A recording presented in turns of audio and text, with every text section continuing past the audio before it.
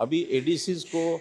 एक पावर हमने overriding power दी है कि किसी प्रकार की भी सर्वे के बाद या कोई डॉक्यूमेंटल डाटा अपडेशन का जो सिस्टम है उसके बाद एडीसी को फिर भी लगता है, कोई कंप्लेनेंट वहाँ पहुँचता है कि मेरा तो इन सब बावजूद इनकम कम है, तो वो अपने सिस्टम से वेरीफाई करा करके फाइनली हर प्रकार की उस इनकम का जो वेरिफिकेशन है उसके ऊपर ओवरराइडिंग पावर एडीसी को दी गई है। एडीसी फिर भी उसको कम करना चाहे तो करके उसको अपलोड कर सकता है। परिवार पहचान पत्र हमारी बहुत एक महत्वाकांक्षी योजना है, जो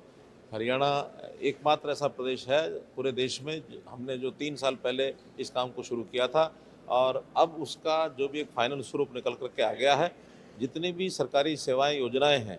प्राय 500 से ऊपर ऐसी योजनाएं और सेवाएं जो परिवार पहचान पत्र के साथ जुड़ कर के ही मिलती हैं। हरियाणा का जो नागरिक है वो इससे लाभान्वित हुआ है, चाहे उसमें राशन कार्ड हो, चाहे उसमें ओल्ड एज पेंशन हो, चाहे उसमें आयुष्मान भारत हो, अथवा चिरायु योजना हो, अथवा कोई किसी को फ़र्द लेनी है, किसी को कास्ट सर्टिफिकेट लेना है, किसी को इनकम सर्टिफिकेट लेना है। हर प्रकार की सेवाएं अब इसके माध्यम से मिलती हैं। जो लोगों को चक्कर काटने पड़ते थे सरकारी कार्यालयों के या अधिकारियों के, वो बहुत कम हो गए, मिनिमम हो गए हैं। अभी भी छोटी मोटी जो कठिनाइयाँ बची हैं उसको सॉल्व करने के लिए काफ़ी चर्चाएं हमारी आज भी हुई हैं। बहुत जल्दी उन चीज़ों को हम ठीक करेंगे। आज परिवार पहचान पत्र जो अथॉरिटी है इसकी एक मीटिंग वर्ष में करनी होती है, तो आज एक वार्षिक मीटिंग उस अथॉरिटी की थी और इसके अंदर जो कठिनाइयाँ उसके ऊपर विचार किया गया है। विशेष तौर पर इनकम के नाते से जो कठिनाइयाँ हैं, लोगों के डिस्प्यूट्स हैं,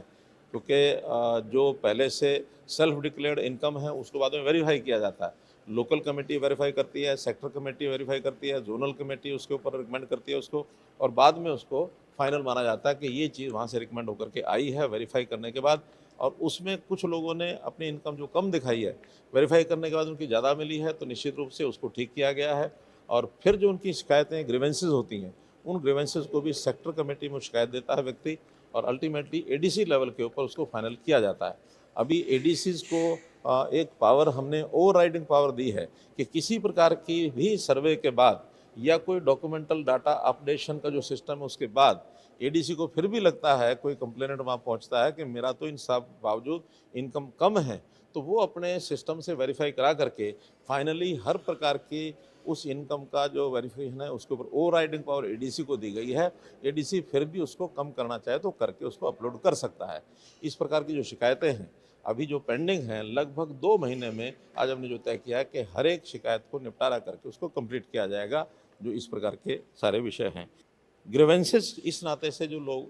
इस प्रकार के किसी प्रकार के ग्रीवेंस अपने परिवार पहचान पत्र को ठीक कराने के लिए, मानो कोई एड्रेस गलत है, टेलीफोन नंबर गलत है, कहीं नाम की गलती है, कुछ और है, ये ग्रीवेंसेस भी अभी तक 8,64,000 ग्रीवेंसेस आई थी, जिसमें से 8,18,000 ये ठीक कर दी गई हैं और बाकी जो बची हैं लगभग 46,000, इनको भी अगले इस 2 महीने में इसको भी ठीक कर दिया जाएगा, ताकि कोई ग्रीवेंस किसी को इस प्रकार की न रहे। फिर भी एक रेगुलर सिस्टम, कोई भी अपडेशन है, कोई चीज़ उसमें कम ज़्यादा करनी है, उसको रेगुलर तरीके से एडीसी की अध्यक्षता में वो सब कमेटियाँ लगातार इसको करती रहेंगी। सेटिस्फेक्शन ग्राहक की है कि नहीं, यानी कस्टमर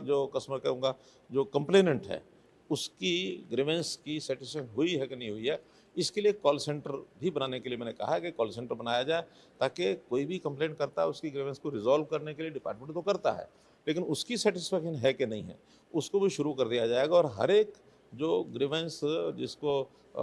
यहाँ पर जिसकी लुक आफ्टर कर लिया जाता है उसके लिए उस कंप्लेनेंट को फ़ोन करके उसका सेटिस्फेक्शन लेवल ये भी उसमें से देखा जाएगा।